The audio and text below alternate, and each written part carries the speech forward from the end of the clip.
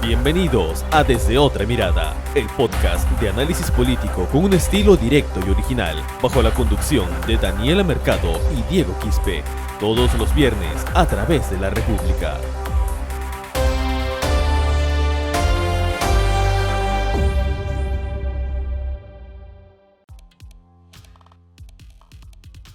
Hola, ¿qué tal amigos que se conectan a su podcast Desde Otra Mirada? Estamos en la edición número 37. Los saluda nuevamente Diego Quispe y estamos con la compañía de nuestra compañera Daniela Mercado. ¿Qué tal, Daniela? Bienvenida. Hola Diego, hola a todos los que nos escuchan una vez más en este podcast Desde Otra Mirada. Y sí, bueno, tenemos una nueva semana con más temas políticos que tenemos que sí o sí comentar, ¿no? Y analizar también. Más que nada en esta controversia que se ha causado a una visita de nada más y nada menos a la presidencia del Consejo de Ministros, pero también los movimientos que se están llevando o acciones que se están llevando dentro del Congreso de la República. Exacto, porque ahora hay algo importante que mañana en la sesión del Pleno del Congreso hay una moción en agenda para citar al Premier Guido Bellido, Daniela, por la visita que hizo el dirigente magisterial y también ex dirigente del Movadef, Hugo César Tito Rojas, a las instalaciones de la presidencia del Consejo de Ministros. Es muy curioso porque esta moción fue presentada por el vocero alterno de Renovación Popular, el señor Muñante Barrios, justamente horas después que se conoció que el señor Tito Rojas había visitado las instalaciones de PCM.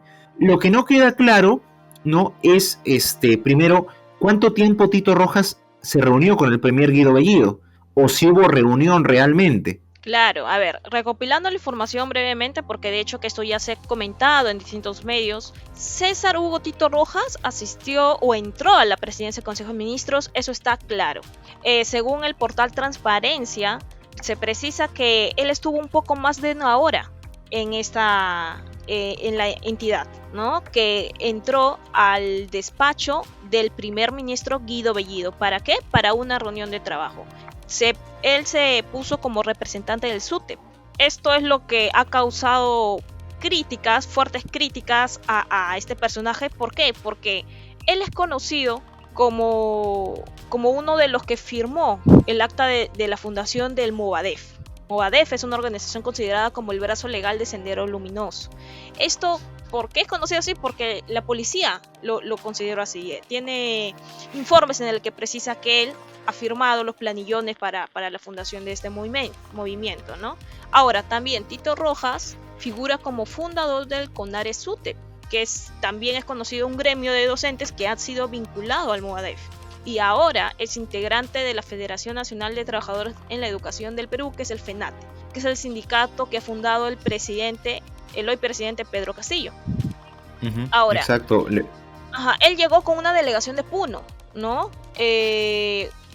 Bueno, y luego Tito Rojas, en declaraciones a la República, dijo que no se reunió con Guido Bellido, sino con el viceministro de Gobernanza Territorial de la PCM, que es Braulio Grajeda, para reclamar algunas presuntas malversaciones de dinero y desvío del presupuesto para la construcción del Hospital Regional Manuel Núñez Butrón de Puno. Algo que el mismo viceministro ha dicho también que solamente fue a saludarlo de cortesía, por gentileza, ¿no? Pero que no lo conoce en absoluto y no sabía quién era realmente. Algo que también es de extrañarse, ¿no? Porque no es la primera vez que cuestionan también qué personas entran a la PCM.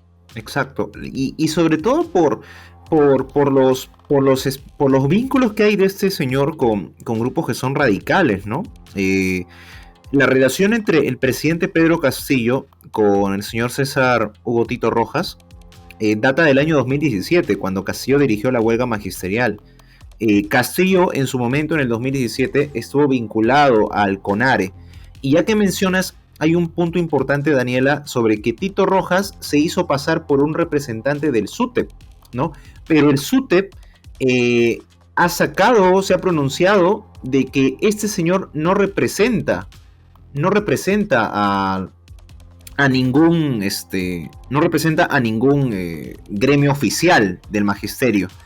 ¿Y por qué? Porque durante varios años en las diversas regiones del país varios dirigentes del SUTEP, se han hecho pasar por representantes oficiales del CENSUTEP. ¿Y a qué punto voy con ello? Por ejemplo, César Hugo Tito Rojas marchaba en la huelga magisterial con banderas que decían SUTE, que es muy distinto al SUTEP.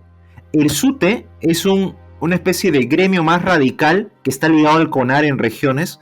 ¿Y cómo los podemos diferenciar, Daniela? Los del CENSUTEP de Patria Roja, cuando van a una huelga, marchan con la bandera del dirigente sindical Horacio Ceballos. Los del CONARE, o que a veces para camuflarse un poco dicen somos del SUTE regional, marchan con una bandera roja con la foto de José Carlos Mariátegui. Entonces por ahí podemos nosotros sacar quién realmente es César Hugo Tito Rojas, que es una persona, repito, vinculada al CONARE y que también estuvo vinculado al Movadef, que es el brazo político de Sendero Luminoso. Claro, justamente el SUTEP reaccionó de forma contundente contra el ingreso de Tito Rojas a la PCM en representación de esta entidad y lo calificó como un personaje impostor, ¿no? Que, aquí abro comillas, que usurpa el nombre de nuestro sindicato. Y obviamente lo identificaron como promotor del Movadef en Puno.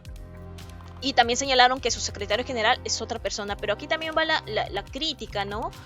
¿Cómo es posible que un personaje o cualquier persona pueda entrar a la PCM sin mostrar tal vez una identificación que lo relacione con esa entidad? Entonces, ¿cuántas veces han pasado esto? Sería bueno también que el mismo Guido Bellido pueda explicar, porque no es la primera vez que se cuestionan los ingresos de ciertos personajes. Ahora, Guido Bellido ha negado, ¿no?, que se haya reunido con él, ha señalado que él estuvo en una coordinación previa de una instalación de la Comisión Nacional de Alto Nivel para la Igualdad de Género, es decir, otra reunión, y como una muestra puso la foto con la ministra de la Mujer, Anaí Durán.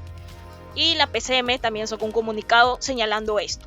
Pero entonces, ¿cómo dejan entrar a un personaje al despacho de un funcionario y que no lo recibe el funcionario? Y estuvo ahí por un poco más de una hora, no es tan poco tiempo. Exacto. Y entonces ahora el Congreso lo que va a discutir mañana es la citación del primer ministro Guido Bellido para que pueda él dar explicaciones sobre realmente a qué fue César Hugo Tito Rojas, ¿no? A la PCM. Y entonces evidentemente ahí lo que va a generar es otro episodio más de cuestionamientos contra el premier Guido Bellido y sobre todo, Daniela, porque mañana la agenda del Congreso está muy cargada. Está muy cargada porque no solamente se va a ver el tema de Bellido, sino también se va a ver el tema de Maraví. Claro, Iber Maraví, quien aún continúa siendo ministro de Trabajo y Promoción del Empleo. Recuerdo que en el anterior episodio comentamos de que estaba en duda qué diría Pedro Castillo al respecto por los cuestionamientos que hay con este ministro. Pero bueno, el silencio de Pedro Castillo continúa hasta ahora. El lunes él dio un mensaje a la nación, su primer mensaje a la nación luego de asumir el cargo, el mandato como presidente, y se prolongó el silencio. No se pronunció ni sobre los cuestionamientos contra Maraví y tampoco sobre los cuestionamientos contra Guido Bellido, que es por violencia a la mujer, ¿no? Por la denuncia que hizo la congresista Patricia Chirinos. Y bueno, a ver, entonces mañana el Pleno del Congreso va a debatir la admisión de la moción de interpelación contra Iber Maraví. Esto primero se va a admitir, se va a tener que debatir si se admite, luego van a debatirlo y luego si es que se llega a dar un acuerdo mayoritario, que seguro va a pasar, van a pactar una fecha para citarlo, ¿no? Y él va a tener que responder un pliego interpelatorio, que son 7 preguntas nada más, ¿no, Diego? Exacto. Porque ahora el otro punto es, si esta moción de interpelación tiene los votos, lo tiene porque según el reglamento solo se necesita la tercera parte, la 3/4 partes, de la votación que hay en el total del hemiciclo. Entonces, por ese lado, Daniela, es un hecho de que mañana la votación va a ser a favor de que se cite al ministro de Trabajo. Sí, pero mira, haciendo una lectura rápida incluso de las 7 preguntas que van a hacerle al ministro, es prácticamente lo mismo que se le ha cuestionado en estas semanas por sus vínculos con actos terroristas, ¿no? Y él ya ha respondido, no a detalle, pero ha respondido y él simplemente niega en anteriores declaraciones. Entonces, ¿qué más podría informar con esta interpelación si va a dar una información que ya anteriormente ha dado, entonces lo más lógico, se podría decir, es que el Congreso no se sienta satisfecho, ¿no? con la información que pueda dar en la interpelación, y posiblemente se llegue a una censura, en el peor de los casos. Pero que es muy posible, exacto, ¿no? Entonces, ahora, ese es el primer punto. El segundo punto es que hasta qué extremo el Congreso puede llegar a una eventual censura, y hasta qué extremo también el presidente Pedro Castillo puede mantener a Maraví en su gabinete. Según lo que han declarado los voceros de Acción Popular y de Alianza para el Progreso, que ayer han tenido una reunión con el presidente Pedro Castillo, el presidente Castillo se ha mostrado abierto a seguir haciendo cambios, pero ¿hasta cuándo el presidente va a estar en esa incertidumbre de evaluar y no dar precisiones sobre sus decisiones? En el mensaje a la nación que dio el día lunes en la noche, el presidente Castillo dijo que su gabinete se encuentra en una constante evaluación. Ok, está bien, está en constante evaluación, pero ¿cuándo él va a tomar decisiones? Un punto importante, Daniela, es, por ejemplo, hoy día temprano hubo una sesión del Consejo de Ministros. Por segunda semana consecutiva, después de esta sesión, el gabinete no va a dar conferencia de prensa. No va a dar. Y entonces más aún se agudiza la incertidumbre. De nada vale que digan estamos evaluando si al final no dan señales claras de que van a tomar una decisión al respecto. Claro. Y sobre todo el presidente, ¿no? Que el hecho de que el presidente cambie su gabinete puede dar una señal de que si él realmente está preso o no entre dos bandos. Y esos dos bandos son el serronismo y el otro bando son el ala radical del magisterio. De hecho que sí, ¿no? El que no haya esta comunicación a la nación, al Perú, que está en incertidumbre hasta ahora por estos ministros cuestionados, significa eso mismo, ¿no? De que Castillo está entre la espada y la pared, tal vez, por distintas fuerzas políticas, y lamentablemente los cuestionamientos que ahora ya se sabe que son graves contra estos ministros, para él no es suficiente para tomar la decisión, que es su función. Ser presidente tiene que tomar decisiones difíciles para que pueda darse una buena gobernanza. Ahora, también tenemos que pasar a hablar del Congreso de la República. Mañana va a haber un pleno en el que se va a debatir, sí, la admisión de la moción de interpelación por el caso de Maraví, pero también van a poner en debate lo que es el dictamen de la interpretación de la cuestión de confianza, que ya aprobó la Comisión de Constitución del Congreso, ¿no, Diego? Exacto. Y ese es otro punto. Ese es otro punto interesante, porque hace dos programas yo dije que el hecho de que el Congreso dio el voto de confianza a Guido Bellido no representaba de que las bancadas confiaran en Bellido, sino representaba que querían ganar tiempo y comprar oxígeno, como se le podría decir. ¿Por qué? Porque en el periodo en que el gabinete está trabajando y a la vez está siendo cuestionado, el Congreso busca cambiar la cuestión de confianza para que en un próximo eventual choque de poderes no sea el Congreso el que salga perdiendo. ¿Y de qué manera puede salir el Congreso perdiendo? Bueno, con la disolución parlamentaria. Y para eso buscan regular la cuestión de confianza, limitarla, para que el Ejecutivo, uno, no pueda plantear cuestión de confianza por la Asamblea Constituyente. Y segundo, para que así el Ejecutivo tenga dos gabinetes caídos, la interpretación auténtica permita al Congreso decir, ya ok, pero no me puedes disolver. O sea, en resumen, Daniela, lo que está buscando el Congreso con estas modificaciones es evitar que el presidente disuelva el Congreso. Claro. En resumen. Y yo recuerdo también de que antes que se debata el voto de confianza para el gabinete Bellido, fuerzas opositoras dentro del Congreso, congresistas de estas bancadas opositoras señalaban eso mismo, ¿no? De que no podemos darle lo que quiere el Ejecutivo, ¿no? Que nos quiten que nos puedan disolver el Congreso. O sea, como que estarían utilizando algo en contra al no darle el voto de confianza. Y eso ya sería una vez, ¿no? Es decir, una negativa de cuestión de confianza. Y si pasa otra, dos ya la pueden disolver. Es decir, están viendo más que nada la forma y no el fondo de gobernar nuevamente el Congreso, que esta actitud lamentablemente ha sido muy, muy mala para el país, y eso se ha dado cuenta en este último quinquenio que pasamos.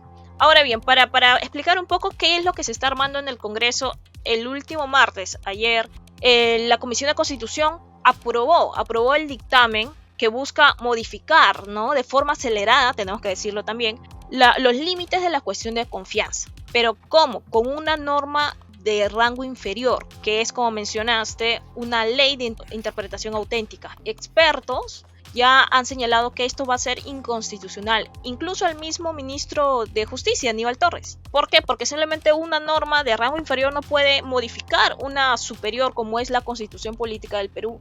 Entonces, ¿qué espera el Congreso? Es decir, aprobarla y que esta vaya al Tribunal Constitucional y otra vez le digan que es inconstitucional. Es decir, el mismo ritmo que se manejó en el anterior Congreso, que fue el Congreso complementario, que por lo menos al menos 3 normas fueron así, fueron calificadas como inconstitucionales. El Congreso está en el Congreso con la plata que todos los peruanos le pagamos para hacer normas inconstitucionales. Me parece que no, ¿no? Claro, es inconsecuente. Y claro, y es evidente de que el Ejecutivo no la va a promulgar, ¿no? Porque es una norma que le va a disparar directamente a los pies. Pero el Congreso luego puede promulgarla por insistencia. Y esto otra vez va a acabar en un periodo de conflicto constitucional ante el TC. Pero ahí viene el otro, ¿no?